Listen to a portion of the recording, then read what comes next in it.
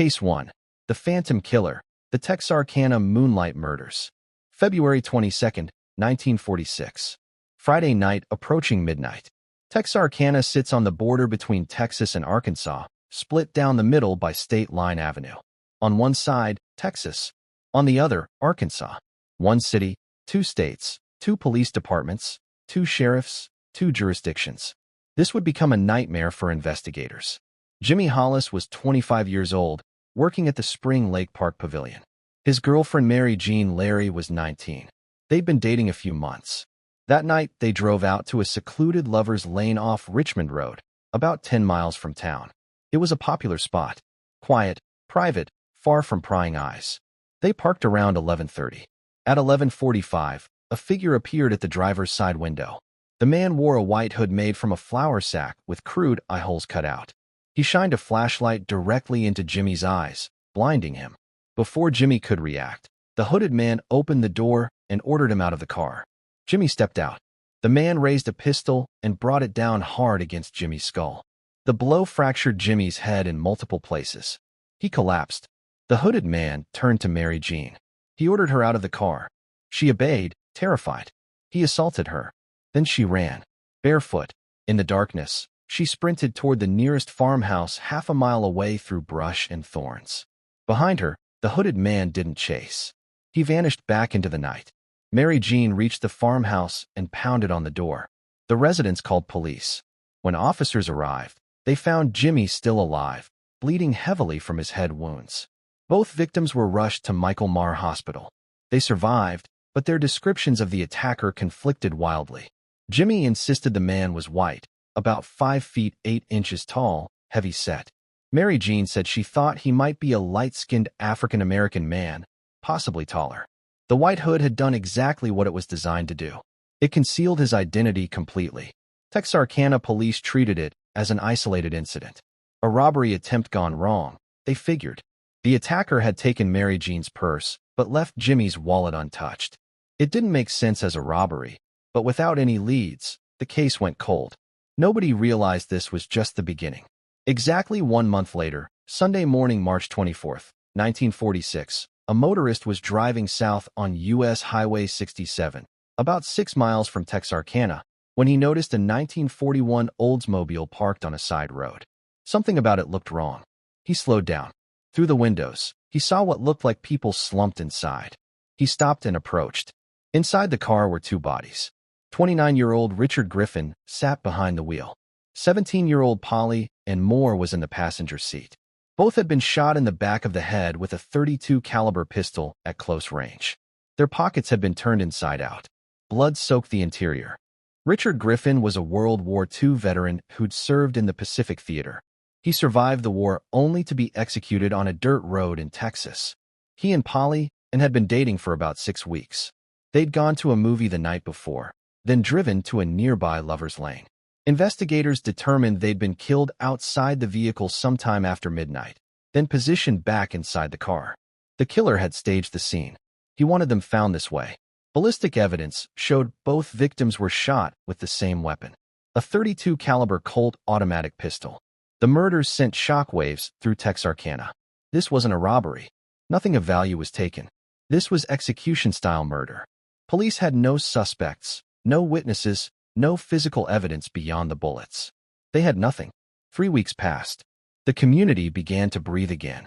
Maybe it was an isolated incident, a crime of passion, something personal. Then the phantom struck again. Saturday night, April 13th, 1946, into early Sunday morning, April 14th. Betty Jo Booker was 15 years old, a sophomore at Texas High School. She was brilliant, straight-A student, former Little Miss Texarkana beauty pageant winner. And she had a gift. Betty Jo played the saxophone like nobody else in Texarkana. That night, she performed with her band, the Rhythmaries, at the VFW Hall on State Line Avenue. They played for a dance that ran until 1:30 in the morning. Betty Jo's set ended around 1:15. She was wearing her band uniform, a blue skirt and white blouse, and she carried her most prized possession, a gold-plated C-Melody saxophone that her parents had saved for months to buy her. Paul Martin was waiting for her. He was 16, a friend from school. He borrowed his father's 1941 Plymouth to give Betty Jo a ride home. They left the VFW hall together around 1:30. Betty Jo's parents expected her home by 2 o'clock. She never arrived. At 6:30 Sunday morning, a farmer driving on North Park Road spotted something lying in the ditch about 13 miles northeast of Texarkana. He stopped. It was Paul Martin's body. The 16-year-old had been shot 4 times with a .32 caliber pistol. 2 shots to the head, 2 to the chest. He was fully clothed. His father's Plymouth was nowhere in sight. Police launched an immediate search for Betty Jo. They found her nearly 5 hours later, around 11:30 that morning, in a ditch off Morris Lane, almost 2 miles from where Paul's body had been discovered. Betty Jo Booker had been shot twice in the face with the same .32 caliber pistol. But unlike Paul, her body had been arranged. Her blue skirt and white blouse were perfectly positioned. Her coat was buttoned all the way to her chin. Her right hand had been placed in her coat pocket. Someone had taken time to pose her. Her gold saxophone was missing. Ballistic testing confirmed what everyone already feared. The same .32 caliber Colt automatic pistol used to kill Richard Griffin and Polly and more had now killed Paul Martin and Betty Jo Booker. The Phantom had struck twice in 3 weeks. 4 people dead, and he was escalating. Texarkana exploded into panic. Hardware stores sold out of guns and ammunition within 48 hours. Locksmiths couldn't keep up with demand for deadbolts and window locks. Lumber yards ran out of 2x4s as people boarded up windows.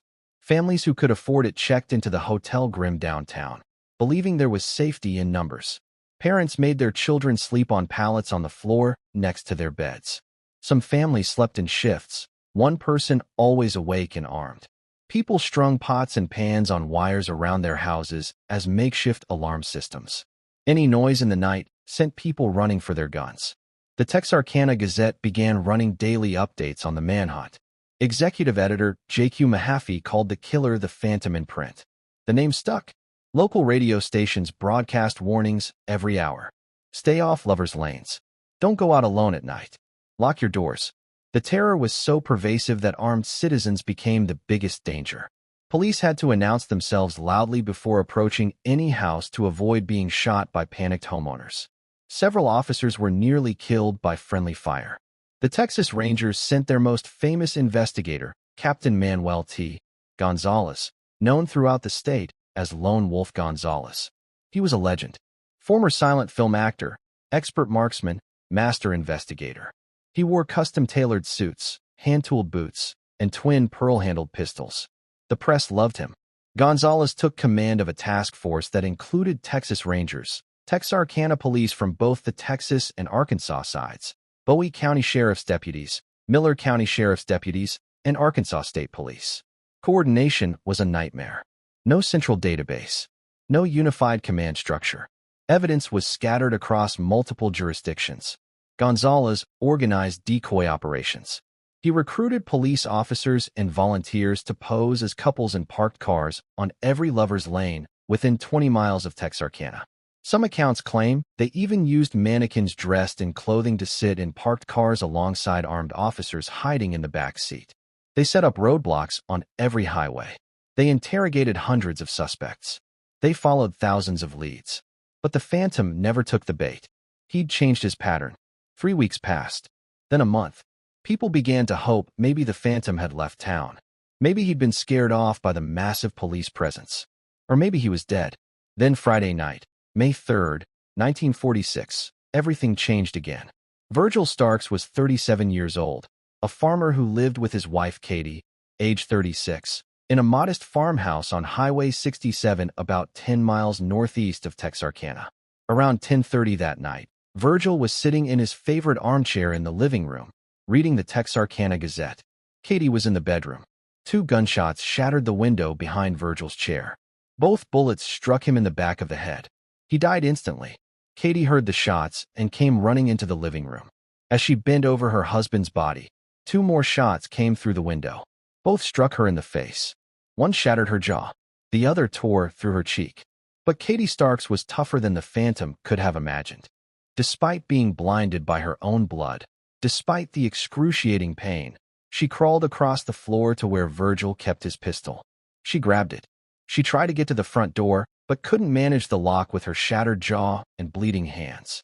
She went to a side door, got it open, and ran. Barefoot, bleeding, half-blind, she ran through the darkness toward her nearest neighbor's house half a mile away. Behind her, the killer fired more shots at the house, but didn't pursue her. She reached the neighbor's house and collapsed on the porch. They called police. Katie Starks survived. She spent months recovering from her injuries. But she never saw her attacker, never heard his voice, couldn't provide any description beyond the sound of breaking glass and gunfire. This attack was different from the others. The Phantom had used a .22 caliber rifle instead of his .32 caliber pistol. He'd attacked a married couple in their home instead of young people on a lover's lane. He'd shot through a window from outside instead of confronting his victims face-to-face. Some investigators later argued this crime wasn't connected to the other murders at all. Different weapon, different methodology, different victim profile. But the timing, the location, the brutality, it all felt like the Phantom. Just evolving, adapting. And then, as suddenly as he'd appeared, the Phantom vanished. May 3rd, 1946 was the last attack. Days turned into weeks. Weeks into months. The massive police presence continued through the summer.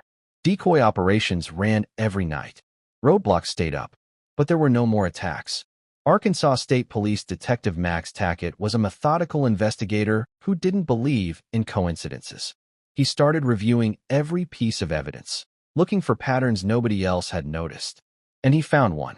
Each murder had coincided with a car being stolen in the general vicinity. After the Griffin Moore murders, a car stolen near the crime scene was found abandoned. Same pattern after Martin Booker.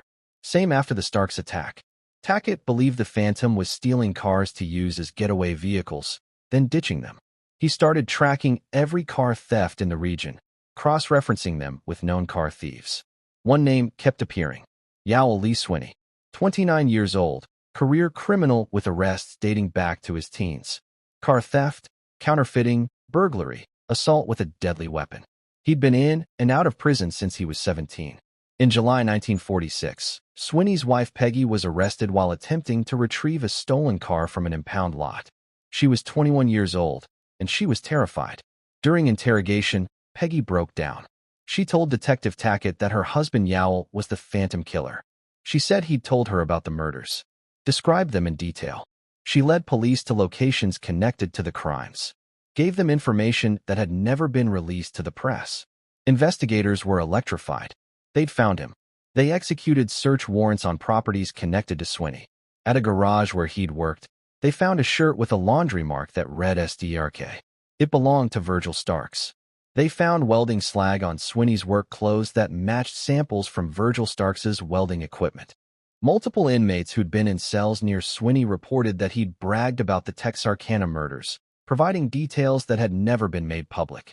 One cellmate said Swinney told him exactly how he'd killed Betty Jo Booker, describing the location where he'd dumped her body before police even found it.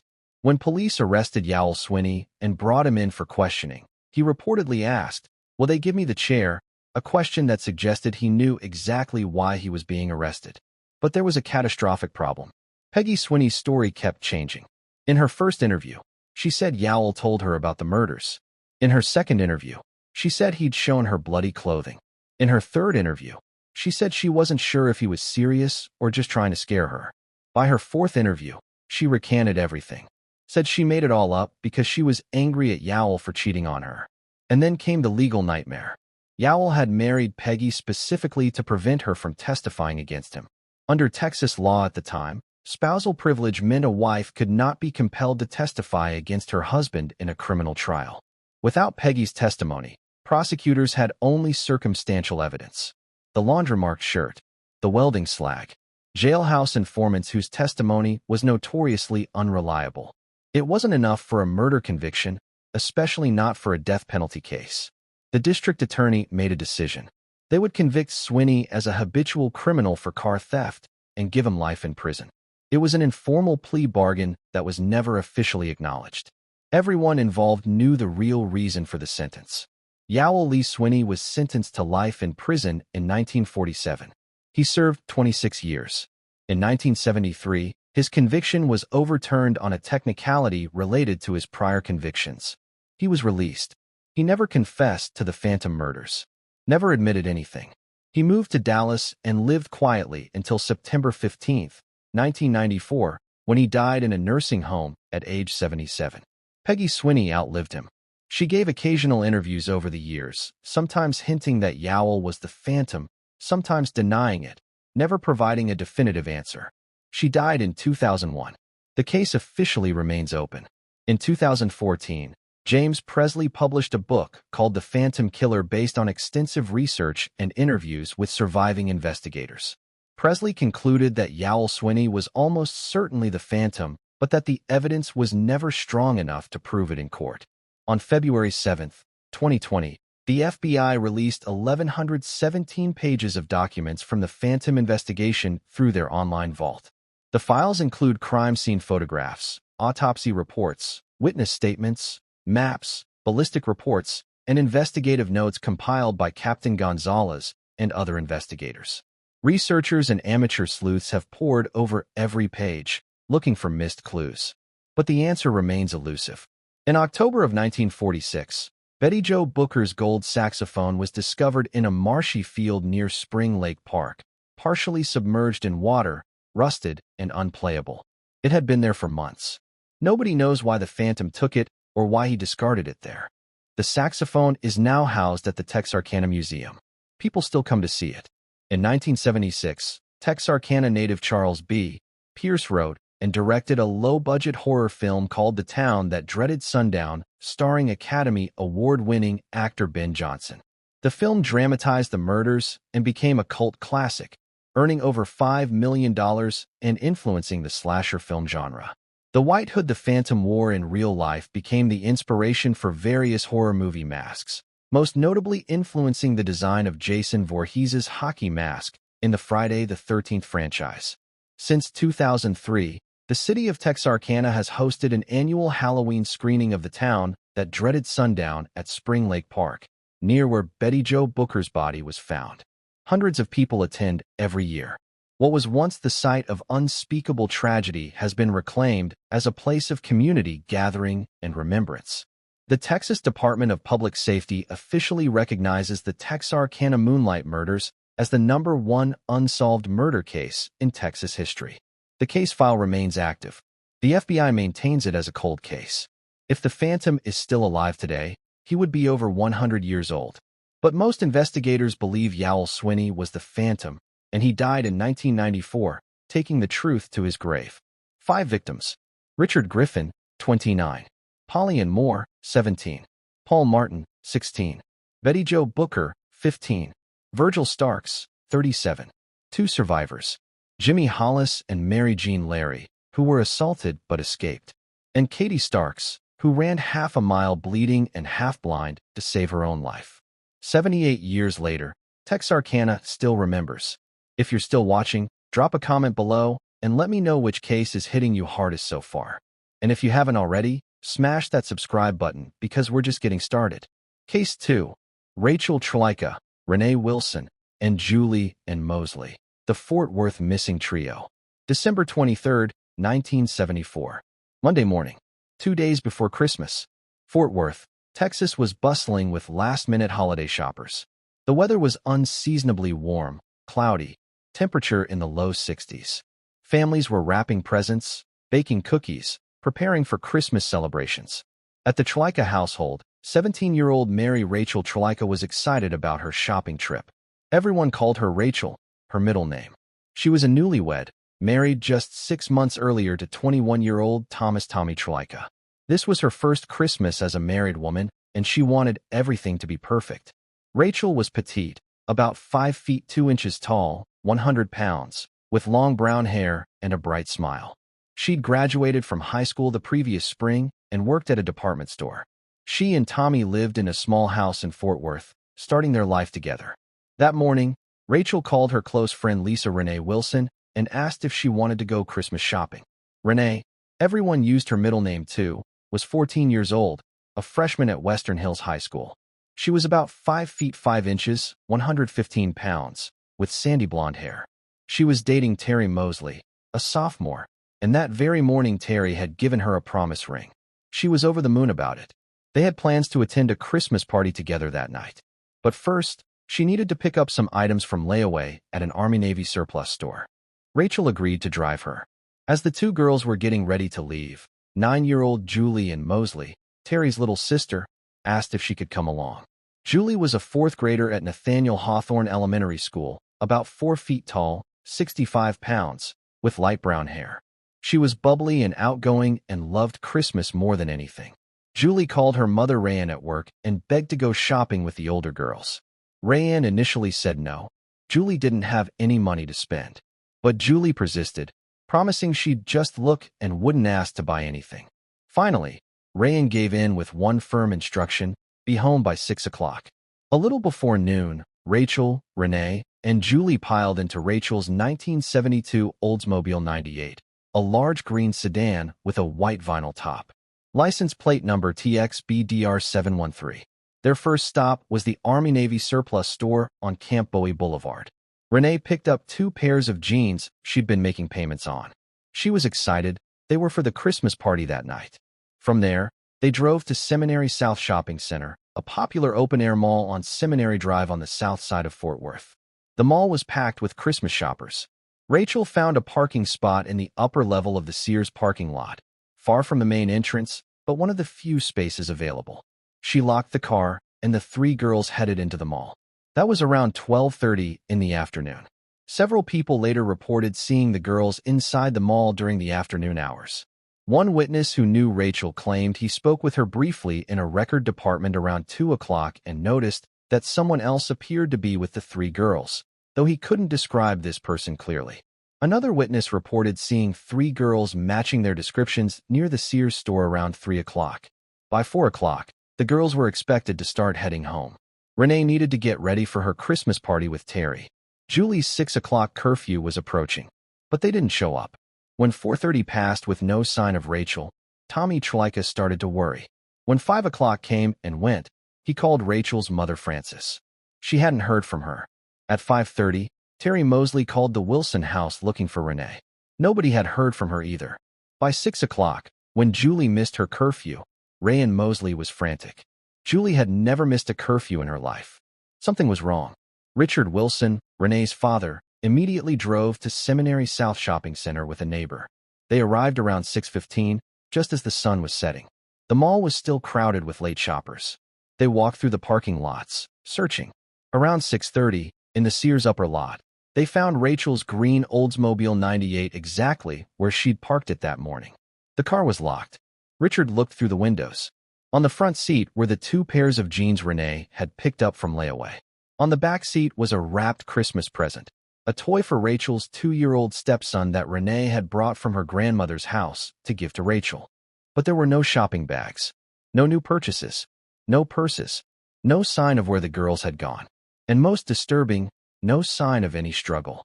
The car was perfectly clean, perfectly ordinary, just sitting there as if the girls had stepped away for a moment and would be right back. Richard immediately called the Fort Worth Police Department. Officers arrived and took a report. But here's where the investigation went catastrophically wrong from the very beginning. Fort Worth police classified the girls as runaways. Not missing persons. Not potential abduction victims. Runaways. This classification determined everything that happened next. Because the girls were classified as runaways, the case was assigned to the Youth Division, not to homicide or major crimes. Because they were believed to have left voluntarily, Rachel's car was not processed as a crime scene. No fingerprints were lifted. No fibers were collected. The interior wasn't photographed. The trunk wasn't searched with forensic care. Standard police procedure for a potential crime scene was simply not followed. The car was released back to the Chlyka family within days. Any evidence that might have been inside was lost forever. All 3 families immediately rejected the runaway theory. They told police it made no sense. Julie and Mosley was 9 years old.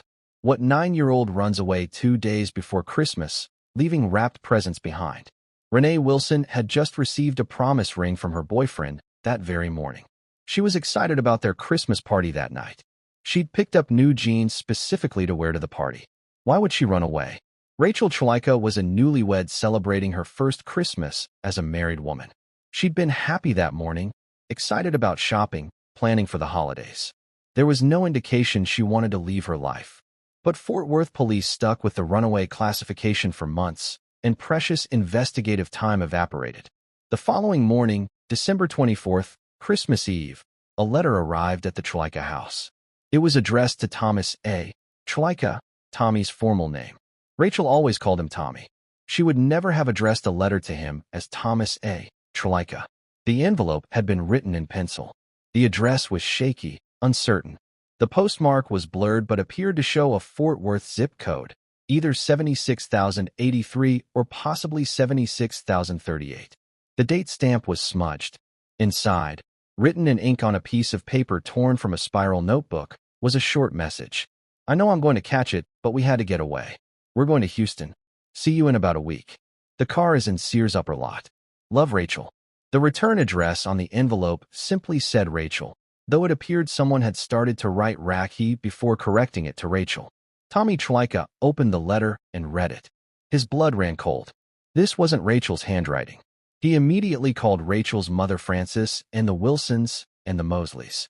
Everyone who knew Rachel looked at the letter. Everyone agreed. This was not Rachel's handwriting. Not even close. The FBI was called in. They analyzed the letter 3 separate times over the years, in 1975, 1998, and 2008. Each time, the analysis was inconclusive. The handwriting was too distorted to make a definitive match or exclusion. The Texas Rangers also examined the letter. Their handwriting experts couldn't provide a conclusive determination. In 2017, the families hired a private handwriting expert to examine a photocopy of the letter. The expert believed it was not Rachel's handwriting, but couldn't provide results that would be admissible in court without examining the original document, which police would not release. When DNA technology became available, investigators tested the envelope and letter for genetic material. They found DNA, but it didn't match Rachel, Renee, or Julie, and it didn't match anyone in the National DNA Database. The letter remains the only piece of physical evidence in this case. And 50 years later, nobody knows who wrote it. Over the years, witnesses came forward with various accounts of what they claimed to have seen that day. One woman reported seeing 3 girls who matched the description being hustled into a yellow pickup truck with some kind of lights or equipment on top near a grocery store close to Seminary South. She said the girls looked scared. She didn't report it at the time because she wasn't sure what she'd seen. In 1981, 7 years after the disappearance, a man came forward claiming that on December 23, 1974, he'd seen someone forcing a girl into a van in the Seminary South parking lot. When he approached to ask if everything was okay, a man told him it was a family dispute and to mind his own business. The witness left. He said the guilt had haunted him for 7 years before he finally contacted police. Investigators tried to track down more details, but the man couldn't remember specific descriptions and the lead went nowhere. In April 2001, 27 years after the disappearance, a former Fort Worth police officer named Bill Hutchins came forward with a shocking claim. Hutchins said that on the night of December 23, 1974, he was working as a security guard at Sears. Around 11:30 that night, nearly 12 hours after the girls were expected home, Hutchins claimed he saw all 3 girls in the parking lot sitting in a pickup truck with a young male security guard. According to Hutchins, the girls appeared relaxed, calm, and willing. They didn't look distressed. Hutchins said he thought it was strange, but didn't report it because the girls seemed fine. Authorities located the security guard Hutchins named. The man was interviewed extensively. He adamantly denied any involvement, said he'd never seen the girls, never gave them a ride, had no idea what Hutchins was talking about. With no physical evidence and no corroboration, the claim couldn't be substantiated. Hutchins's account raised more questions than it answered. If the girls were alive and seemingly willing at 11:30 that night, what happened after that? Were they being held somewhere? Were they taken against their will later? Or was Hutchins mistaken or lying? Investigators today believe the girls left the mall with someone they knew and trusted. Detective Tom Bocher, who worked the case for years, stated in 2001, "We can say that they were at one point seen with one individual, but we believe there was more than one person involved in whatever happened to these girls. But who those individuals were, what their relationship to the girls might have been, and what ultimately happened remains completely unknown." The families never stopped searching. In March 1975, Just 3 months after the disappearance, the families pooled money and hired private investigator John Swaim. Swaim was a former police officer with a reputation for solving difficult cases. He threw himself into the investigation. He pursued leads all over Texas. In the spring of 1975, he received a tip that the girls might have been seen in Port Lavaca, a small coastal town 260 miles south of Fort Worth. Swaim organized a search involving 100 volunteers who combed the area for days. They found nothing. Swaim investigated an obscene phone caller who had been harassing Rachel Trelika in the months before her disappearance. He tracked the calls, interviewed suspects, but the lead went nowhere.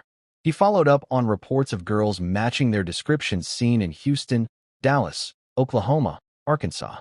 Every lead turned into a dead end. In 1979, John Swaim died from what was officially ruled a drug overdose. He was 42 years old. Before his death, Swaim made a strange request. He asked that all his case files be destroyed. His family honored the request.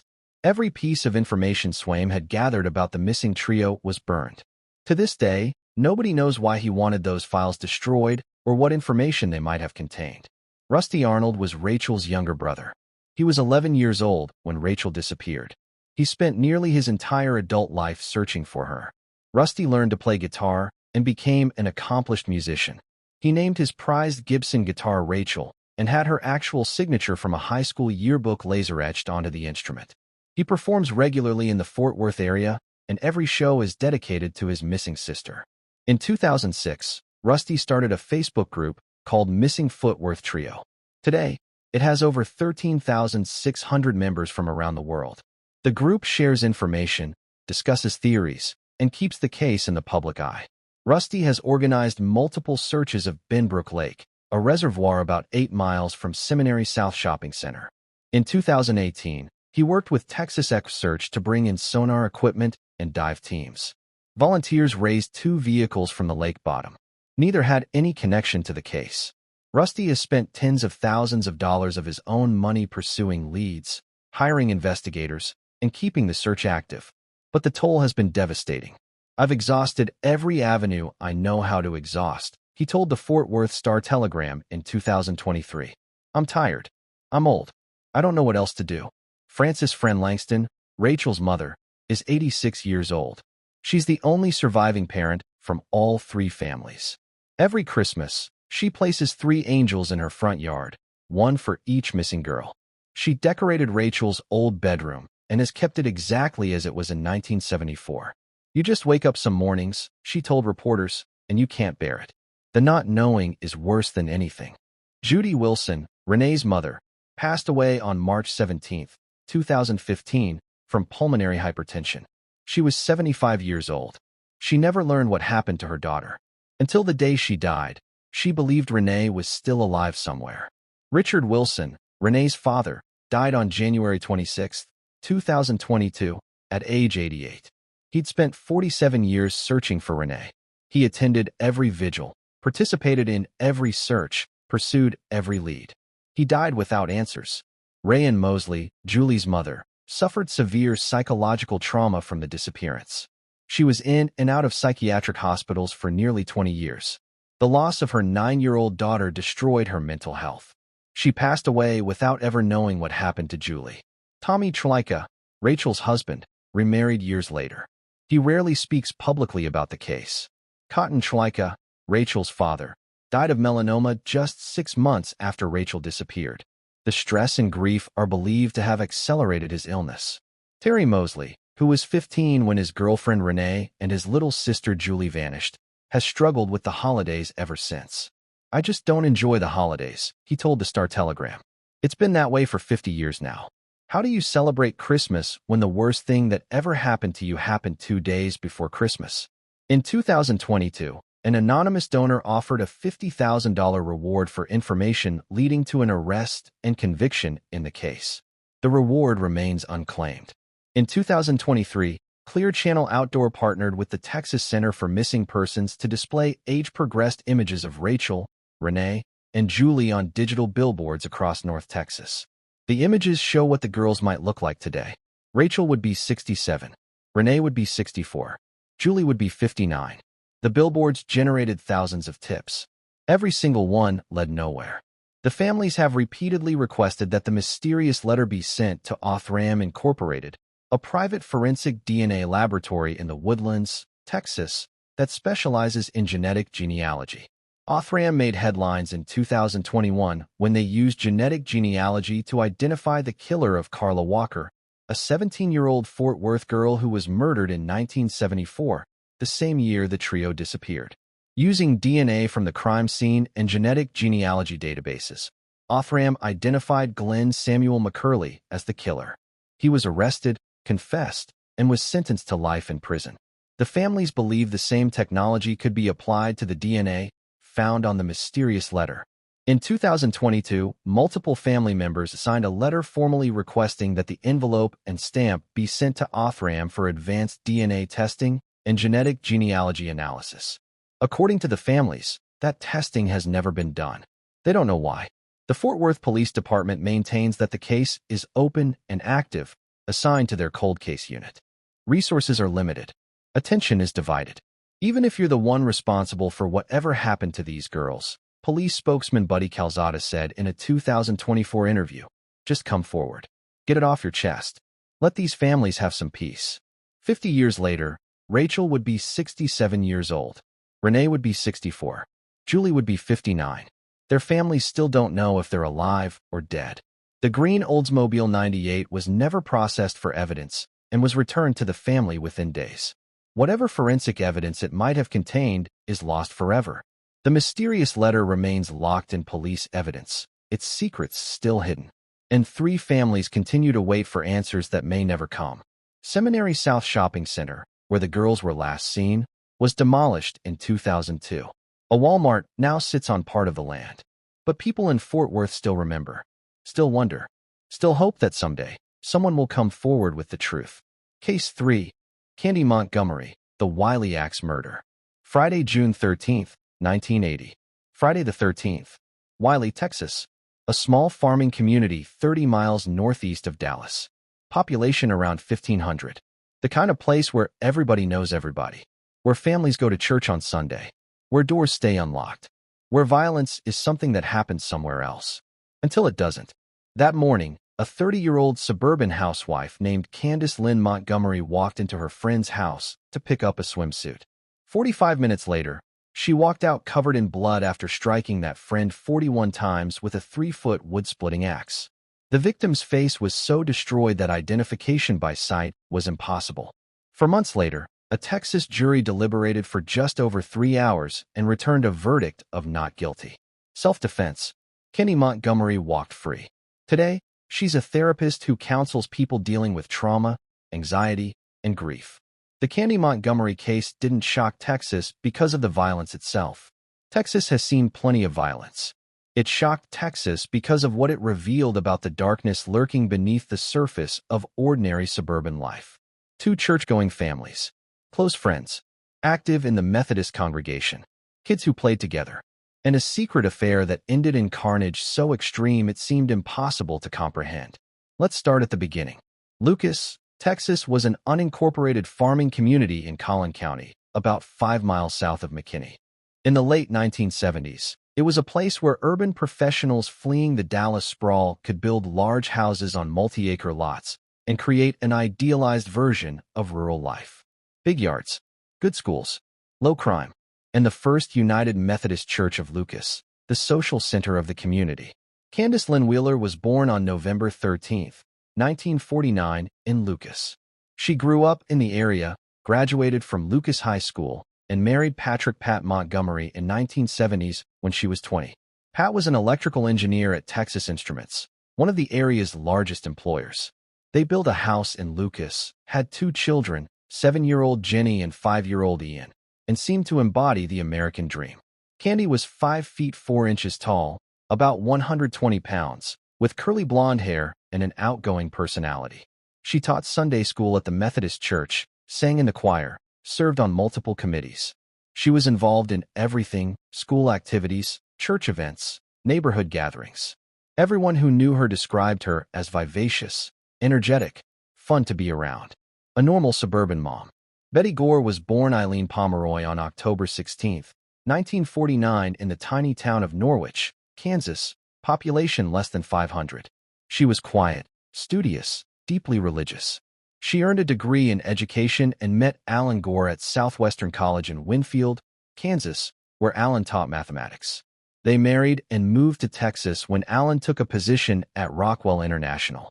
In 1980, Alan and Betty lived on Dogwood Drive in Wylie with their two daughters, 7-year-old Elisa and baby Bethany, who had been born in July 1979. Betty taught 5th grade at R.C. Dodd Middle School in nearby Wylie and was known as a dedicated, caring teacher. She was also deeply involved at the First United Methodist Church of Lucas. The Montgomerys and the Gores crossed paths at church. Their daughters were the same age and became friends. The families had dinner together. They attended church functions together. Alan Gore and Pat Montgomery worked at competing companies, Texas Instruments and Rockwell, and sometimes talked shop. On the surface, everything was perfect. But beneath the surface, Candy Montgomery was restless. Her marriage to Pat was stable but predictable. Pat was devoted, reliable, a good provider, a good father. But Candy felt the relationship had lost its spark. She wanted excitement, passion, something more. In December of 1978, Candy approached Alan Gore after a church volleyball game. She made her intentions clear. "Would you be interested in having an affair?" Alan was taken aback. He was attracted to Candy. That was undeniable. She was outgoing and fun where Betty was reserved and serious. But he was married. He had a family. This was wrong. Candy pressed. She laid out ground rules. This would be purely physical. No emotional attachment. Neither of them would fall in love. They would meet occasionally, discreetly, and when either of them wanted to end it, they'd end it with no hard feelings. Alan thought about it for weeks. In early 1979, he agreed.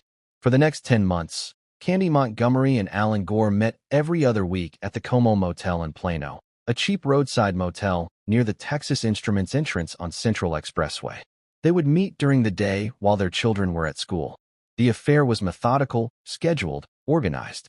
They maintained the ground rules. No emotions, just physical release. But in the summer of 1979, things changed. Betty Gore gave birth to Bethany in July. Alan felt guilty about the affair. He wanted to focus on his marriage, be a better husband and father. He and Betty attended a marriage encounter weekend program designed to strengthen troubled marriages. Alan told Candy the affair was over. According to later testimony, Candy took the news well. She said she understood. No hard feelings, just like they'd agreed. They remained friends. Their families continued to socialize. The girls still played together. Everything seemed fine. Life continued normally through the fall and winter of 1979 and into 1980. Then came June 13, 1980. Friday the 13th. Alan Gore had a business trip to Minnesota that week. He was scheduled to fly out early Friday morning and return late Sunday. On Thursday night, June 12th, the Montgomery's daughter Jenny asked if Alan and Betty's daughter Elisa could spend the night. Betty agreed. The next morning, Friday, June 13th, Candy Montgomery picked up Jenny and Elisa and took them to see The Empire Strikes Back, the new Star Wars sequel that had just been released. The girls were excited. After the movie, they went back to the Montgomery house. Around 8:30 Friday morning, Candy realized Elisa needed a swimsuit for a church vacation Bible school event that day. She called Betty Gore and asked if she could stop by to pick up Elisa's swimsuit. Betty said yes. Come on over. Candy drove to the Gore house at 410 Dogwood Drive in Wylie. She arrived around 9:30 or 10 o'clock. Betty was alone. Baby Bethany was upstairs in her crib, asleep. What happened next has been told and retold in courtrooms, books, television shows, and documentaries. But only 2 people know the complete truth, and one of them is dead. According to Candy's later testimony, she and Betty had a normal conversation at first. She asked where Elisa's swimsuit was. Betty went to get it. Then Betty confronted her. Betty had found cards and letters Candy had given Alan during their affair. She knew. She was angry. The 2 women argued in the kitchen, then moved to the utility room, a small enclosed space measuring approximately 12 feet by 6 feet. It contained a washer, dryer, freezer, and storage cabinets. It was cramped, claustrophobic. According to Candy, Betty accused her of ruining her marriage. Candy tried to explain that the affair was over, that it hadn't meant anything. Betty wasn't satisfied. The argument escalated. Then, Candy testified, Betty retrieved a 3-foot wood-splitting axe that was stored in the utility room. She raised it and swung at Candy. The flat side of the blade struck Candy on the head. Another blow hit Candy's foot, cutting her toe through her sandal. Candy, terrified, fought back. She wrestled the axe away from Betty. But Betty kept lunging for it, kept trying to grab it back. Wouldn't let Candy leave. Then Betty said something. One word. Shoo. According to Candy's testimony and the defense's psychological experts, that single word triggered something deep within Candy Montgomery. A repressed childhood memory. When Candy was a young girl, her mother had used that same shushing sound to silence her, to control her, to make her feel powerless. The defense would later argue that when Betty said SHHH, it triggered a dissociative reaction in Candy, a psychological break. In that moment, Candy Montgomery later testified, she lost conscious awareness of what she was doing. She struck Betty with the axe. Again and again and again. Medical examiner Dr. Vincent DeMaio later determined that Betty Gore was struck 41 times with the axe. 41 separate blows. The wounds covered Betty's head, face, neck, chest, and arms. Dr. DeMaio testified that Betty's heart was still beating for at least 40 of those 41 blows. She may have been unconscious for many of them, but she was alive. When it was over, Betty Gore's face was completely destroyed. Unrecognizable. The utility room was covered in blood. Blood on the walls, the floor, the appliances, the ceiling. When Candy came back to awareness, she was standing there holding the bloody axe. She looked down at herself. She was covered in Betty's blood, head to toe. Her clothing, her skin, her hair, everything. She dropped the axe. She walked through the house to the bathroom. She took a shower. She washed Betty's blood off her body, out of her hair. She found clean towels and dried off. Her own clothing was soaked with blood, but she put it back on. There was nothing else to wear. She walked out to her car, got in, and drove home. At some point during the drive, she stopped and disposed of her bloody flip-flop sandals. She would later testify that she didn't remember doing this consciously. Upstairs at the Gore house, baby Bethany remained in her crib, alone. That evening, Alan Gore tried repeatedly to call Betty from his hotel in Minnesota. No answer. He called again and again. The phone just rang. Growing worried, Alan called a neighbor, Richard Parker, and asked him to check on Betty. Parker went to the Gore house with his friend Jerry McMahon. The front door was unlocked. They went inside, called out for Betty. No response. They walked through the house. In the utility room, they found Betty's body. The scene was so horrific that both men would require counseling. They immediately called the police. When officers arrived, they found the axe lying next to Betty's body. They found bloody footprints throughout the utility room and into the bathroom. Hair and tissue samples were recovered from the shower drain. Someone had cleaned up after the killing. Investigators immediately began interviewing everyone who knew Betty. When Alan Gore returned from Minnesota and was questioned, he broke down and confessed to his affair with Candy Montgomery. Candy immediately became the prime suspect. She was the last person known to have seen Betty alive. On June 26, 1980, 13 days after the murder, Candy Montgomery surrendered to Collin County Sheriff's deputies. She was charged with capital murder. Bond was set at $100,000. Her family posted bond and she was released. Her church community rallied around her. Friends insisted there must be some explanation. Candy was a Sunday school teacher, a mother. She couldn't have done this. But the physical evidence was overwhelming. Candy assembled a defense team led by Don Crowder, a civil attorney from the same church who had never tried a criminal case in his entire career. Crowder was a tax attorney. He handled divorces, business disputes, wills. He'd never defended someone accused of murder. But he believed in Candy's innocence and agreed to take the case. He brought in Robert Udashin and Mike Gibson, experienced criminal defense attorneys, to assist. The defense strategy was risky. Crowder's opening statement became famous. Candace Montgomery killed Betty Gore, he told the jury. She did so with an axe. She did so in self-defense. The homicide was justified. The defense had two components. First, they argued that Betty Gore had attacked Candy first. Physical evidence supported this. Candy had a cut on her toe from the axe blade. She had injuries to her hands. Medical experts testified that her wounds were consistent with defending herself against an attack.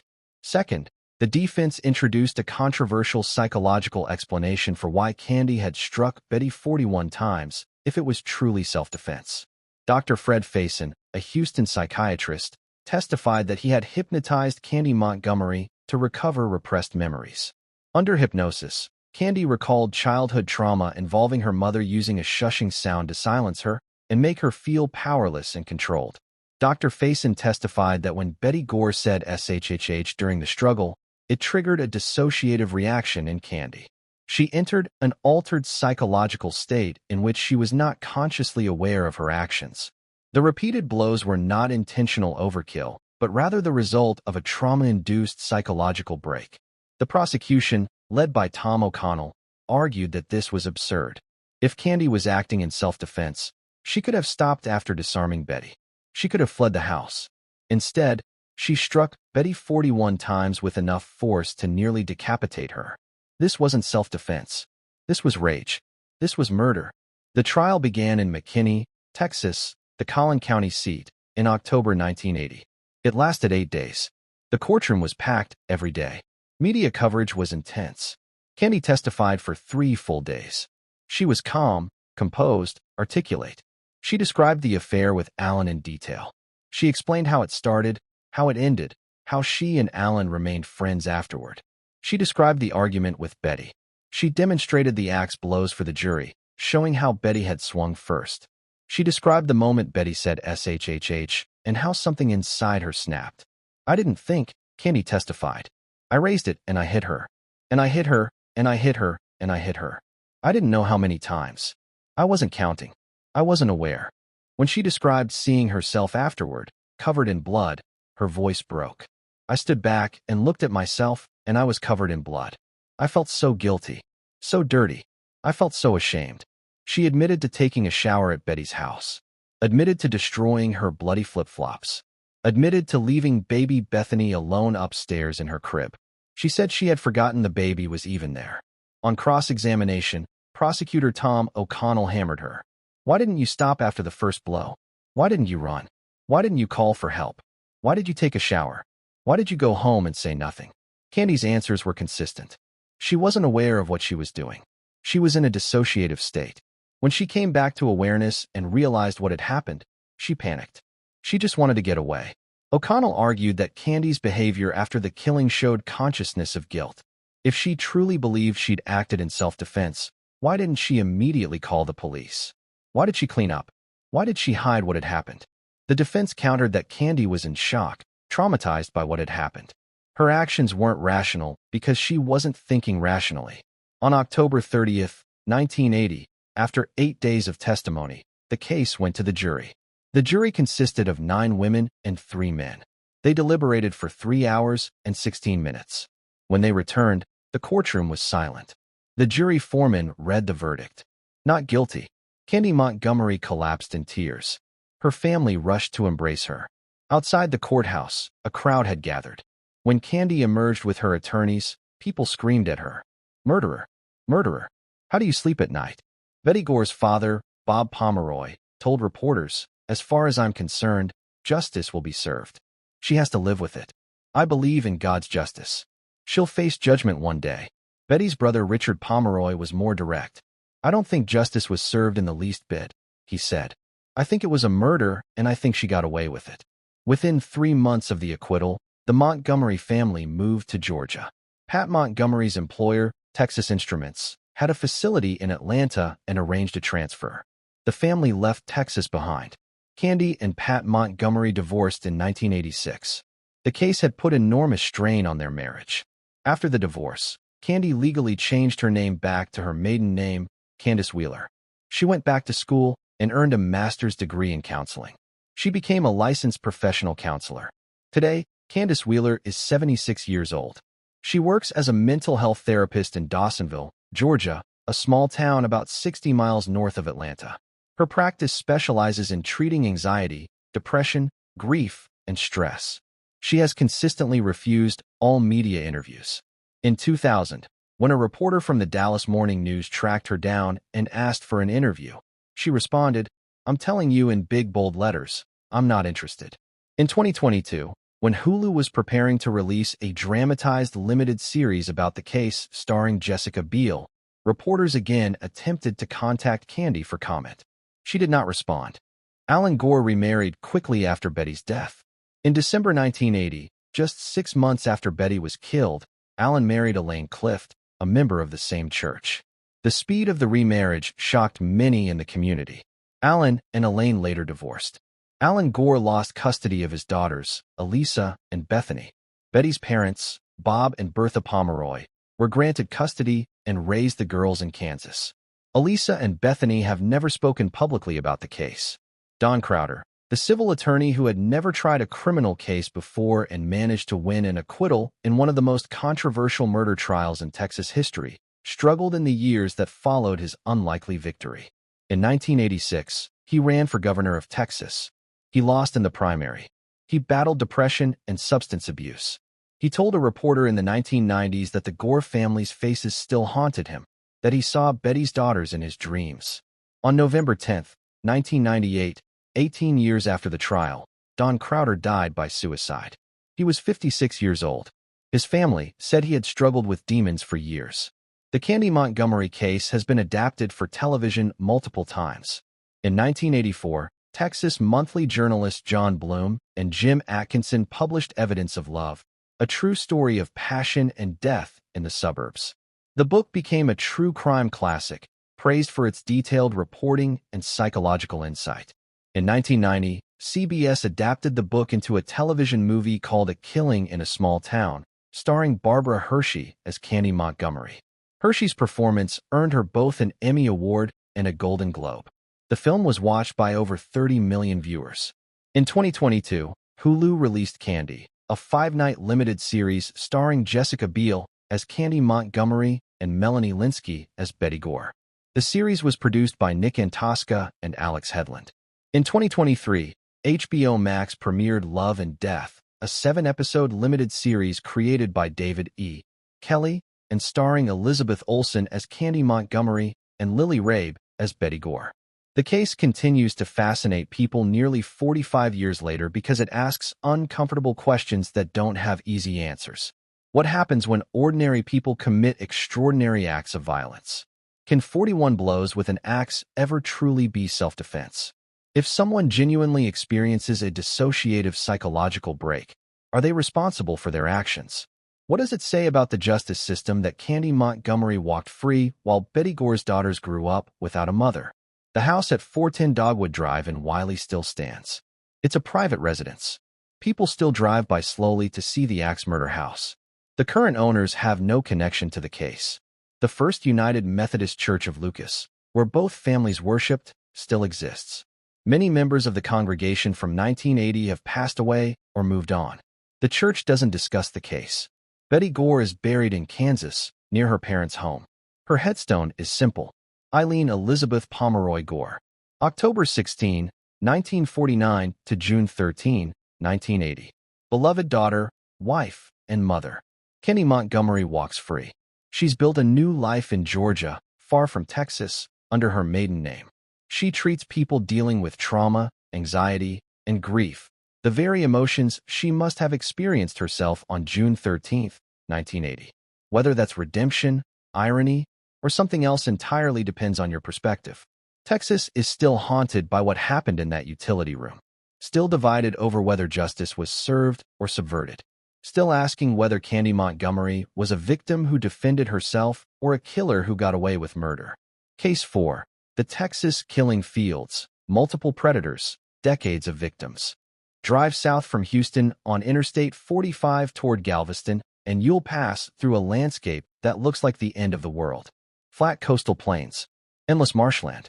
Abandoned oil fields with rusted equipment rising from the ground like mechanical skeletons. The highway cuts straight through this desolation for 50 miles before dead-ending at the Gulf of Mexico. It's isolated, sparsely populated, easy to access, easy to escape, and for more than 50 years, it's been a dumping ground for bodies. Since the early 1970s, more than 30 young women and girls have been found murdered along this corridor. Some cases have been solved. Many have not.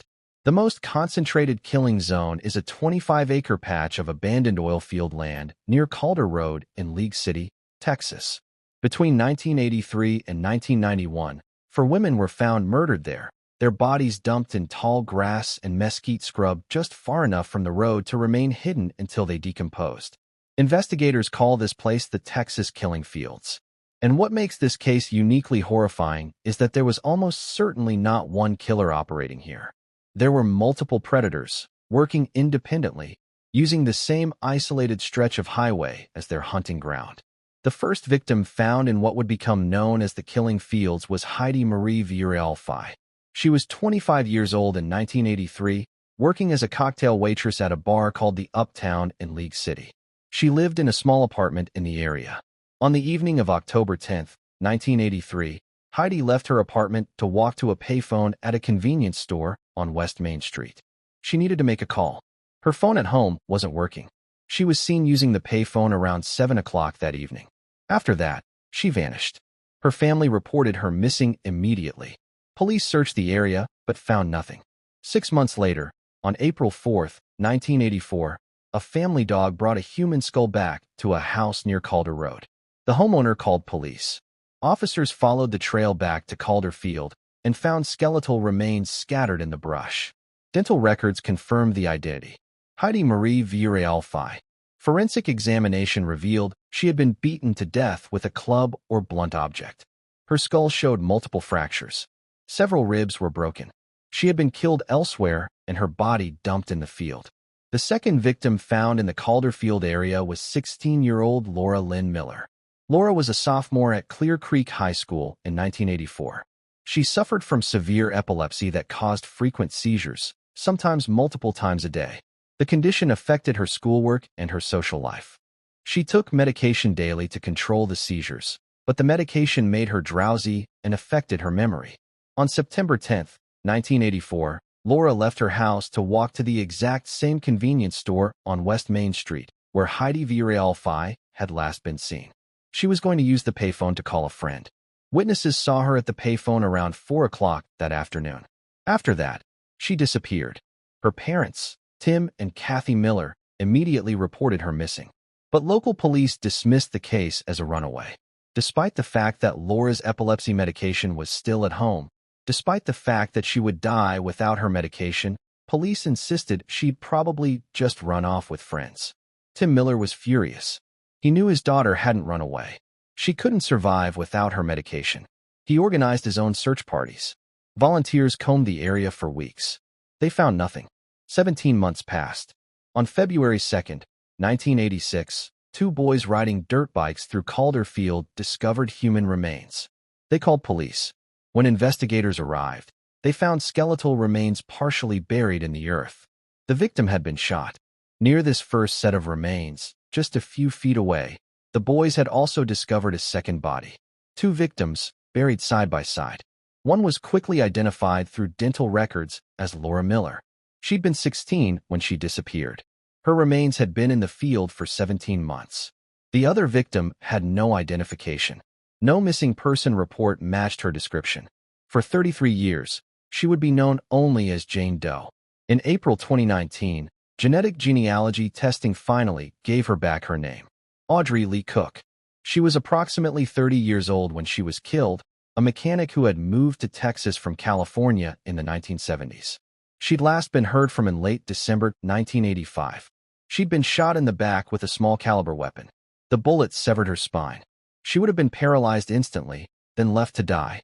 Her family had never stopped searching for her. The fourth victim discovered in Calder Field was also unidentified for decades. On September 8, 1991, hunters discovered badly decomposed remains approximately 100 yards from where the other 3 victims had been found. The body had been there for weeks, possibly months. No identification was possible. She became known as Janet Doe. It would take 28 years for investigators to identify her. In 2019, genetic genealogy revealed her name. Donna Marie Gonsalon Prudhomme. She was approximately 34 years old, a mother of 2 sons. She'd been moving frequently to escape an abusive relationship. She was last seen in July 1991 in Nassau Bay, Texas. She'd been shot. For women, Heidi Villarreal-Fay, Laura Miller, Audrey Cook, Donna Prudhomme. All found within a small area of the same abandoned oil field. All killed by violence. All dumped like garbage. But the Calder Road 4 were not the only victims along the I-45 corridor. Not even close. In 1971, the Galveston area experienced what can only be described as an epidemic of violence against young women and girls. The number of disappearances and murders was staggering.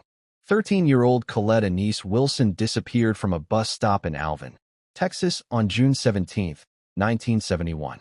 Her body was found in November near Addicks Reservoir. She'd been shot. 14-year-old Brenda K. Jones vanished from Galveston on July 1, 1971. Her body was found the next day floating in Galveston Bay. She'd been strangled. On August 4, 1971, two friends, 14-year-old Rhonda Renee Johnson and 13-year-old Sharon Lynn Shaw, disappeared from a Galveston Island beach. Their skeletal remains were discovered months later in a remote bayou. Both had been shot. On November 15, 1971, 15-year-old best friends Debbie Catherine Ackerman and Maria Talbot Johnson disappeared while hitchhiking from a Baskin-Robbins ice cream shop in Galveston. Their bodies were found 3 days later in Turner Bayou. Both had been shot. 5 separate incidents. 7 young girls. All murdered in a 6-month period in the same general area. Someone was hunting. The pattern continued through the 1970s and 80s. 12-year-old Suzanne Bowers disappeared from Galveston in May 1977. Her body was never found. 13-year-old Crystal Jean Baker was abducted from a convenience store in Texas City in March 1996. Her body was found on Interstate 45 the next day. She'd been sexually assaulted and strangled. That case was eventually solved in 2012 when Louisiana truck driver Kevin Edison Smith was convicted of her murder. And in 1997, a man named William Lewis Reese went on a killing spree along the I-45 corridor that would claim at least 3 lives. On April 3, 1997, 12-year-old Laura Kate Smither disappeared while jogging near her home in Friendswood, Texas. Her body was found 17 days later in a retention pond. She'd been sexually assaulted and murdered. On May 3, 1997, 20-year-old Kelly Ann Cox disappeared from a car wash in Denton, Texas, more than 200 miles north of the killing fields. Her body has never been found. On August 4, 1997, 17-year-old Jessica Lee Kane disappeared after leaving a restaurant in Tiki Island, Texas, where she worked. Her truck was found abandoned. Her body has never been found. William Lewis Reese was a convicted rapist with a long criminal history. In 1997, he was working as a construction contractor while on parole. After Jessica Kane's disappearance, police identified Reese as a suspect. He was arrested on unrelated kidnapping charges in Oklahoma. In 1998, he was convicted of kidnapping 19-year-old Tiffany Johnston in Oklahoma City. He was sentenced to death. For decades, Reese refused to discuss the Texas murders. But in May 2015, while sitting on death row in Oklahoma, Reese suddenly began cooperating with Texas investigators. He confessed to killing Laura Smither, Kelly Cox, and Jessica Kane. In 2022, he pleaded guilty to all 3 Texas murders and received 3 life sentences to run concurrently with his Oklahoma death sentence. But William Lewis Reese cannot account for all the victims along I-45. The murders started before he was born and continued after he was imprisoned. Investigators believe multiple killers have used this corridor as a hunting ground. One suspect who cast a long shadow over the investigation was a man named Edward Harold Bell. Bell was born in 1937 and had a long history as a serial sex offender. He'd been arrested multiple times for exposing himself to children in Texas and Louisiana. In 1978, Bell shot and killed a man named Larry Dickens in Pasadena, Texas. Dickens had confronted Bell after Bell exposed himself to Dickens' young daughters. Bell fled to Panama and lived there for 14 years before being captured and extradited to Texas. He was convicted of murder and sentenced to 70 years in prison. Then in 1998, while serving his sentence, Bell wrote letters to the prosecutors in Harris County and Galveston County. He confessed to killing multiple young girls in the Galveston area between 1971 and 1977. He initially claimed 7 victims, then revised it to 11. He called them the 11 that went to heaven. Bell provided specific details about some of the murders. He described shooting Debbie Ackerman and Maria Johnson in Turner Bayou. He admitted in a recorded interview that he had picked up the two girls at the Baskin-Robbins ice cream shop the day they disappeared. The bodies had been found in a bayou area near a pasture where Bell had kept a trailer. The details matched. Investigators were convinced Bell was responsible for at least some of the 1971 murders. But then Bell recanted. He claimed he'd been suicidal when he wrote the letters. Said he'd made it all up to mess with investigators. Without physical evidence or DNA to corroborate his confessions, prosecutors couldn't charge him. Edward Harold Bell died in prison on April 20, 2019, at age 82. Whatever he knew, whatever he'd done, he took it to his grave. The investigation also destroyed an innocent man's life. Robert William Abel was a retired NASA aerospace engineer who had worked on the Saturn rocket program for the Apollo moon missions. He was brilliant, accomplished, and in 1986 he bought a ranch directly adjacent to Calder Field where 4 bodies had been discovered. Abel fit the FBI's behavioral profile for a serial killer. He had a history of anger issues. His ex-wives accused him of domestic violence and animal cruelty. He frequently inserted himself into the investigation, offering to let police use his property, volunteering equipment, asking lots of questions. In 1993, police executed a search warrant on Abel's property. They found human teeth in his home. Testing later revealed they were Abel's own teeth, extracted during dental procedures. They found newspaper clippings about the murders. They found a gun, but they found no evidence linking him to any of the killings. Robert Abel was never charged with any crime, but the suspicion destroyed him. The media dubbed him the prime suspect. Tim Miller, whose daughter Laura was one of the Calder Road victims, became convinced Abel was the killer. Miller confronted Abel on multiple occasions, demanding answers, threatening him. Abel became, in his own words, a pariah in South Texas. Friends stopped calling. Neighbors avoided him. His business suffered. On July 24, 2005, Robert William Abel drove a golf cart onto active railroad tracks near his property. A freight train struck and killed him. It was widely believed to be suicide. Texas Monthly reporter Skip Hollandsworth, who had covered the killing fields extensively, wrote about Abel's death. He could never shake loose of the past, Hollandsworth wrote. The suspicion followed him everywhere until he couldn't take it anymore.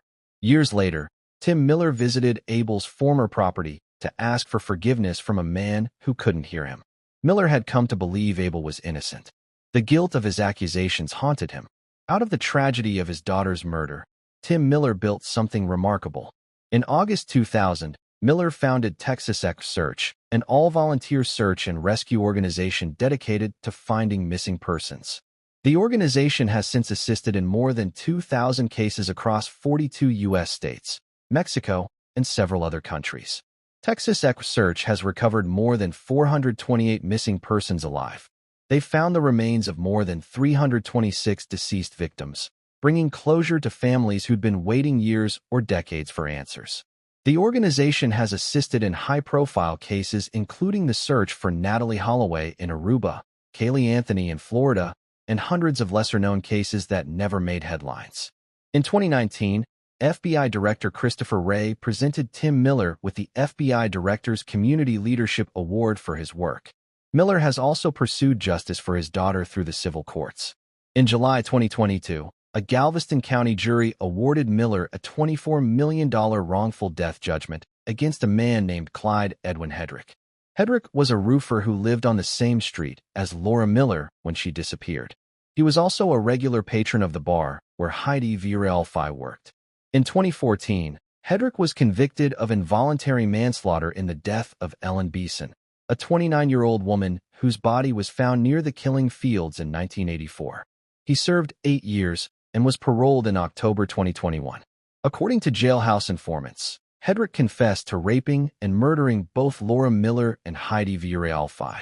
But Texas law prohibits conviction based solely on jailhouse informant testimony, without corroborating evidence. Criminal charges relating to Laura and Heidi were never filed. Clyde Hedrick walks free today. He denies any involvement in the murders. He's a suspect, but has never been charged. Today, the city of League City is developing the former killing field site into a 106-acre memorial park called Remembrance Park. The plan includes walking trails, green space, and permanent markers honoring the victims whose bodies were found there. Tim Miller has embraced the transformation. "We're changing the name of that place from the Killing Fields to the Healing Fields," he said. "We're taking back that land from whoever used it for evil and making it a place of peace and remembrance." In November 2022, Netflix released a 3-part documentary series called Crime Scene: The Texas Killing Fields. The series became the streaming platform's #1 docuseries, with nearly 24 million viewing hours in its first week. It brought renewed national attention to the unsolved cases. But for the families of victims like Heidi Villarreal-Fay, Laura Miller, Audrey Cook, and Donna Prudhomme, closure remains impossible. The Killing Fields may be transformed into a park, but the questions remain unanswered. Who killed the Calder Road for? Was it one person or multiple killers? How many other predators used that highway over the decades? And are there more victims yet to be discovered?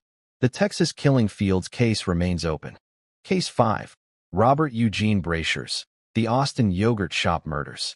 Austin, Texas in 1991 was a different world than it is today. The capital city had a population under 500,000. It was still primarily known as a college town, home to the University of Texas. Live music poured out of clubs on 6th Street every night. The unofficial city slogan was "Keep Austin Weird." People didn't lock their doors. Kids rode bikes unsupervised. Violence was something that happened in Houston or Dallas, not here. December 6, 1991 changed everything. Shortly before midnight, Austin police officer Troy Gay was on patrol when he noticed flames coming from a strip mall on West Anderson Lane in northwest Austin. He radioed for the fire department. Engine companies arrived within minutes and attacked the blaze. It was a 2-alarm fire burning inside, and I can't believe it's yogurt shop. Firefighters forced entry and extinguished the flames within 20 minutes. Then they made a discovery that would haunt Austin for the next 34 years. Inside the burned-out shop, in a back storage room, firefighters found 4 bodies. All female, all nude, all teenagers. They'd been bound, sexually assaulted, shot execution style in the back of the head. Then the shop had been set on fire to destroy evidence.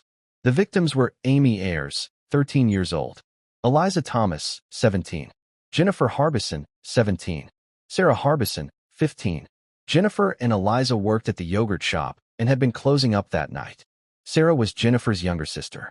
Amy was Sarah's best friend. The 2 younger girls had come to the shop after a school event to get a ride home from Jennifer and Eliza. All 4 were involved in Future Farmers of America at their schools. They were good kids, honor students, athletes, musicians. They had their whole lives ahead of them. The crime scene was a forensic nightmare. The killer had deliberately set the fire to destroy evidence.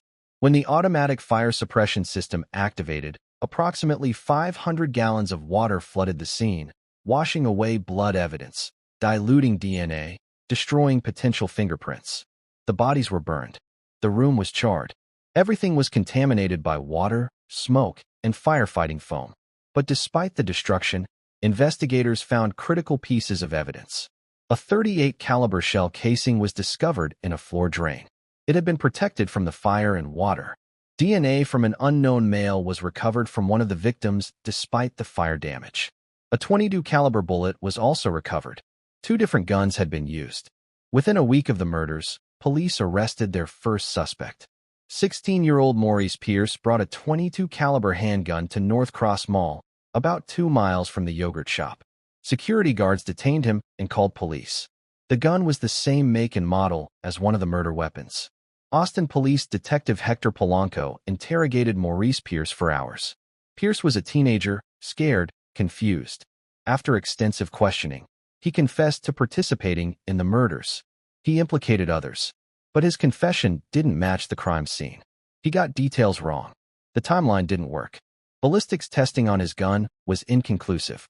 After further investigation, charges against Maurice Pierce were dropped. He hadn't done it. The real killer was still out there.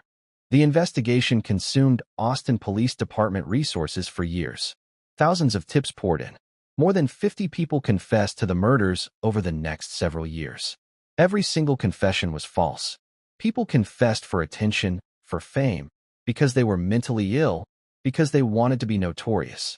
Serial killer Kenneth McDuff, who was on Texas death row for multiple murders, confessed to the yogurt shop killings on the day of his execution in 1998. Investigators looked into it. McDuff wasn't responsible. He was ruled out. Years passed. The case went cold. Then in 1999, the yogurt shop task force thought they'd finally caught a break. In September 1999, investigators brought in 4 suspects: Robert Springsteen, Michael Scott, Maurice Pierce again, and Forrest Wellborn. All 4 were interrogated extensively. The interrogations of Robert Springsteen and Michael Scott lasted for days. Both men eventually confessed. They implicated each other. They provided details about the murders. Finally, Austin could breathe. The killers had been caught.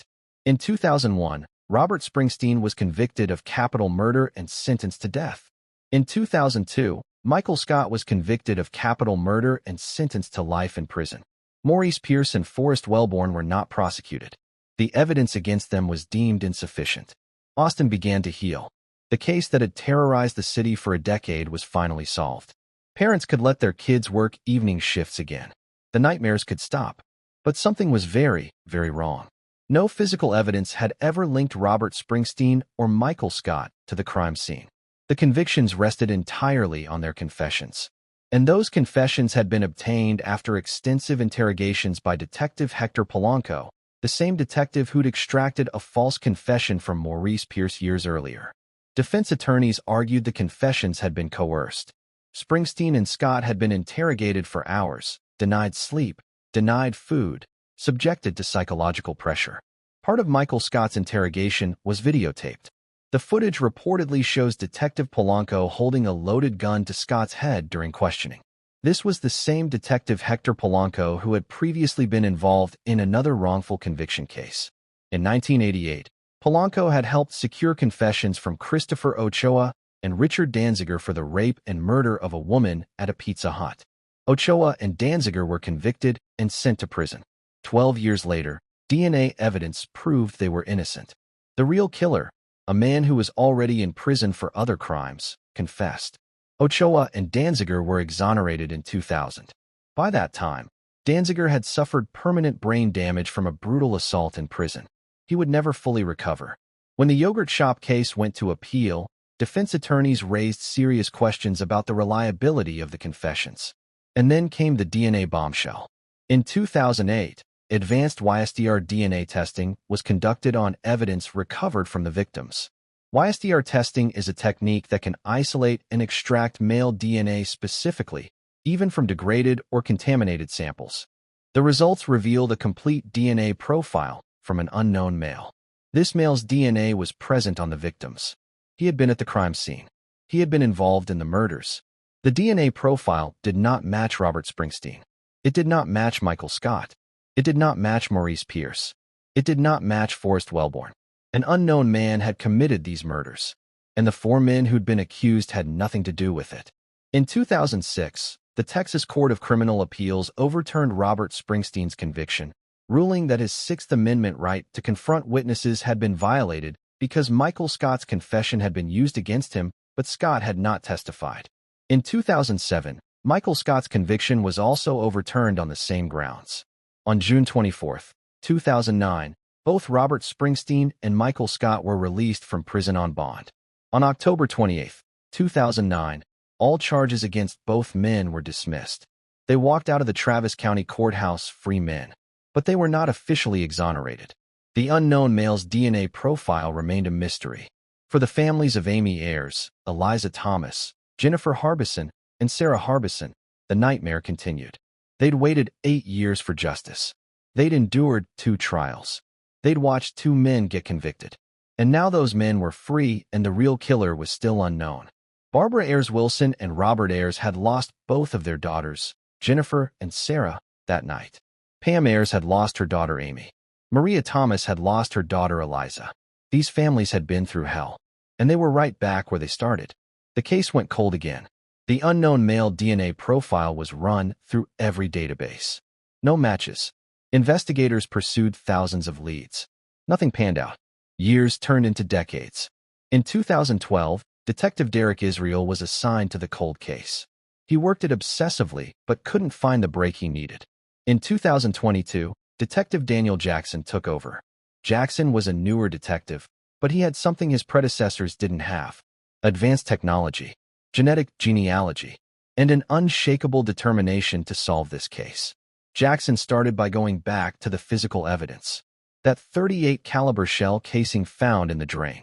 It had been tested before, but technology had advanced significantly. In June 2025, Jackson submitted the cartridge to the National Integrated Ballistic Information Network, known as NIBIN.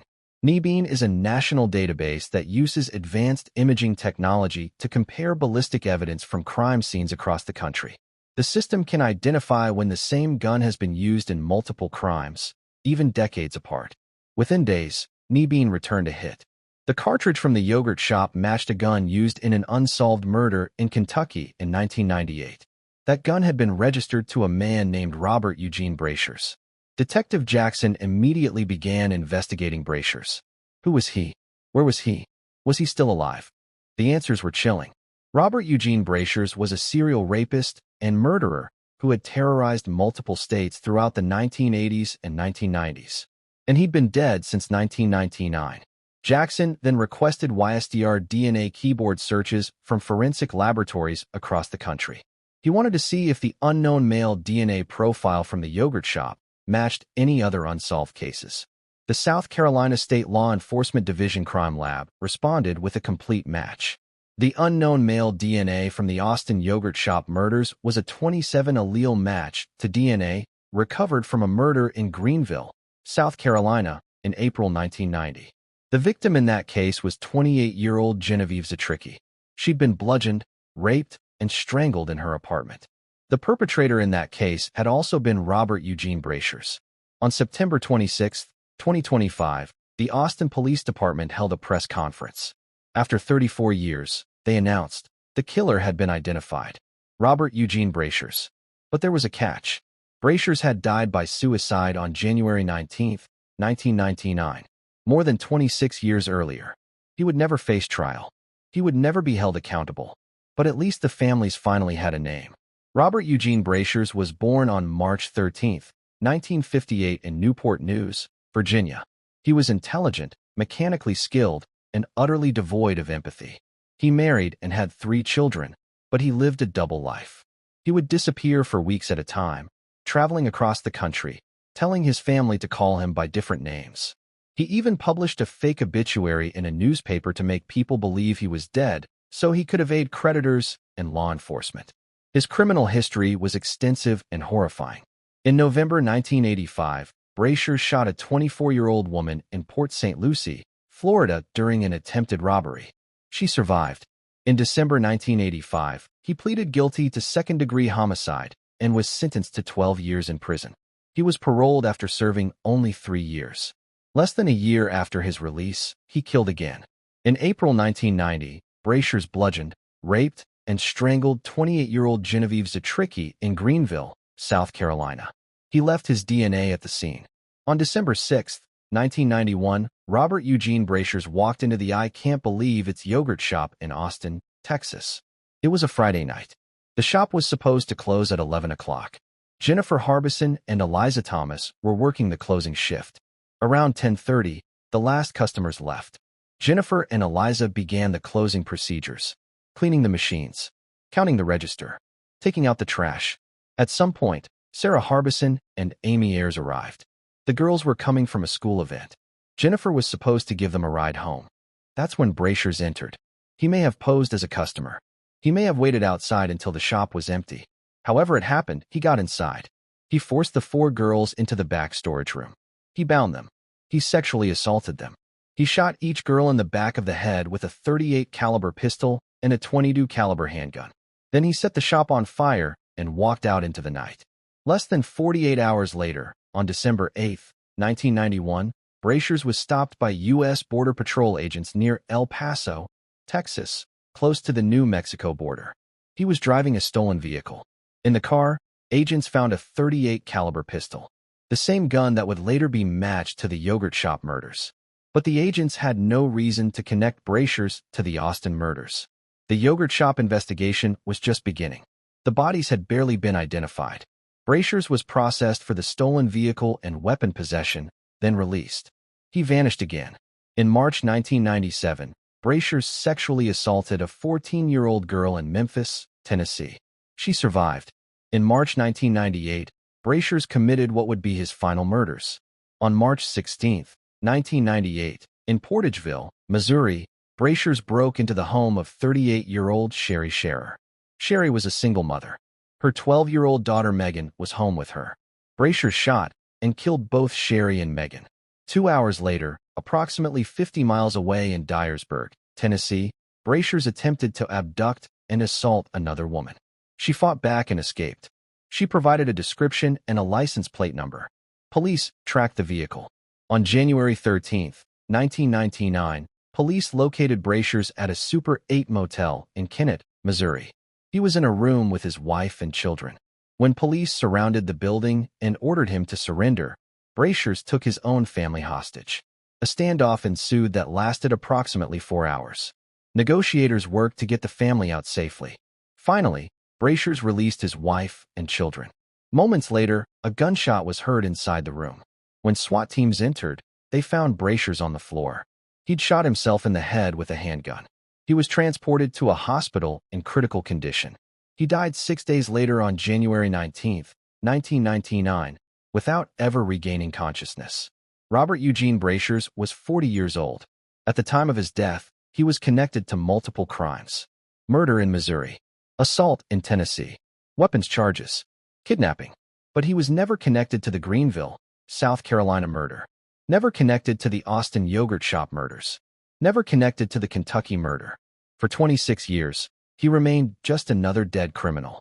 The final piece of evidence that definitively linked Brashers to the yogurt shop murders came from one of his victims, 13-year-old Amy Ayers. When Amy's body was found, investigators had carefully collected evidence from beneath her fingernails. Amy had fought back against her killer. She'd scratched him, clawed at him, tried to defend herself. Those fingernail clippings were preserved and stored in evidence for over 30 years.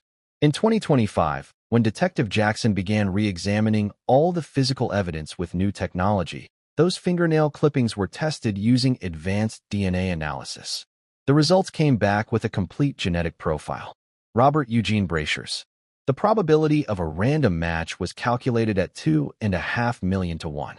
Amy Ayers, in her final moments of life, had fought back hard enough to collect her killer's DNA under her fingernails. And 34 years later, that DNA identified him. Detective Daniel Jackson was visibly emotional when discussing this finding at the press conference. Amy's final moments on this earth were spent solving this case for us, Jackson said, his voice breaking. It's because of her fighting back, because of her courage, that we finally know who did this. Amy Ayers wanted to be a veterinarian. She loved animals. She grew up on a small ranch and spent her free time caring for horses and dogs. She was a country girl with a big heart. And in her last moments, fighting for her life, she made sure her killer would eventually be identified. In December 2025, the Travis County District Attorney's Office filed a formal motion to exonerate Robert Springsteen, Michael Scott, Maurice Pierce, and Forrest Wellborn. District Attorney Jose Garza held a press conference. The overwhelming weight of the evidence, Garza stated, points to the guilt of one man and the innocence of 4. Robert Eugene Brashers committed these murders. The 4 men we accused had nothing to do with it. This is a failure of our justice system. We tortured confessions out of innocent people. We convicted innocent people. We have to acknowledge that, and we have to do better. Michael Scott, who had spent years in prison before his conviction was overturned, issued a statement through his attorney. This case stole decades of my life, Scott said. I lost my 20s and 30s to a prison cell for a crime I didn't commit. The truth has finally come to light, but I can never get those years back. Robert Springsteen also issued a statement. For 24 years, people thought I was a child killer, he said. My family was harassed. I was threatened. Even after I was released, the cloud never lifted. Now, finally, people know I didn't do this. Barbara Ayers Wilson, who lost both of her daughters Jennifer and Sarah that night, spoke with extraordinary grace at a press conference following the announcement. I'm full of gratitude, she said. It has been so long, and all we ever wanted for this case was the truth. We never wanted anyone to go to jail or be charged with anything that they did not do. Vengeance was never it. It was always the truth. And now we have the truth. Pam Ayers, Amy's mother, was equally gracious. Amy would be 47 years old now. Pam said, "I think about that every day. What kind of woman would she have become? Would she have become a veterinarian like she dreamed? Would she have gotten married, had children? I'll never know. But at least now I know who took her from us. And I know Amy helped solve her own murder. That gives me some peace." Maria Thomas, who lost her daughter Eliza, spoke about the long journey. Eliza's younger sister Sonora was 13 when Eliza was murdered. Sonora had idolized her older sister. The loss devastated her. Sonora Thomas, now in her 40s, released her own statement. "I now know what happened," Sonora said, "and that does ease my suffering. But our reality doesn't change after today. Our families are still too small, still missing an essential ingredient, and we are lesser for it. We have been robbed of a life with nieces and nephews and grandchildren, and with sisters to grow old with." The yogurt shop murders fundamentally changed Austin. The carefree college town that didn't lock its doors became a city aware of random violence. Parents became more protective. Businesses implemented stricter closing procedures. The laid-back atmosphere gave way to wariness and fear. For decades, billboards across Austin featured photos of the four girls with the haunting question, "Who killed these girls?" Those billboards became part of Austin's landscape, a constant reminder of the wounds that wouldn't heal. Author Beverly Lowry wrote a definitive book about the case called Who Killed These Girls. In it, she noted that in Austin, you only have to say yogurt shop and everyone immediately thinks murders. "It's a permanent part of our history," Lowry wrote, "a scar on the city's soul." In August 2022, President Joe Biden signed the Homicide Victims' Families' Rights Act into law. The legislation was motivated in part by the yogurt shop case. It gives families of cold case victims the right to petition the federal government to re-examine cases that are more than 3 years old. The law ensures that families have a voice and that cases don't just disappear into bureaucratic limbo. Amy Ayers, Eliza Thomas, Jennifer Harbison, and Sarah Harbison are gone. 13, 17, and 15 years old. For girls whose lives were stolen on a December night in 1991. Their killer, Robert Eugene Brashers, escaped earthly justice by taking his own life 26 years before he was identified. He will never stand trial. He will never face the families. He will never be held accountable in this life. But the families finally have the truth. After 34 years of waiting, wondering, hoping, and suffering through false arrests and wrongful convictions, they finally know who killed their daughters. And that, after 3 decades of darkness, counts for something. The "I can't believe it's yogurt shop" building no longer exists. The strip mall was torn down years ago. 5 cases that still haunt Texas. The phantom killer who terrorized Texarkana in 1946 and vanished into legend. The Fort Worth missing trio who walked into a shopping mall and never came out. Candy Montgomery who killed her friend with 41 axe blows and convinced a jury it was self-defense. The Texas killing fields where more than 30 women were murdered along a desolate highway. And the Austin yogurt shop murders where 4 innocent girls were executed and the wrong men were convicted before DNA finally revealed the truth. These cases expose the darkest truths about our justice system. Some crimes may never be solved. Some killers may never be caught. Some verdicts may never make sense. But they also reveal something else. The persistence of families who refuse to give up. The dedication of investigators who work cases for decades. And the power of technology to bring answers even when all hope seems lost. Tim Miller turned his grief into Texas research and has helped find hundreds of missing people. The yogurt shop families fought for legislation that will help cold case families across America. Rusty Arnold has spent his life searching for his sister Rachel, and he hasn't stopped. Texas is haunted by these cases. But Texas is also defined by the people who refuse to let the victims be forgotten. If you have information about any unsolved case, contact law enforcement. Like, comment, and subscribe. Share this video. Every cold case represents someone's child, someone's sister, someone's mother. They deserve to be remembered. They deserve answers. This has been True Crime Cases That Still Haunt Texas from Anonymous Crime Desk. Until next time.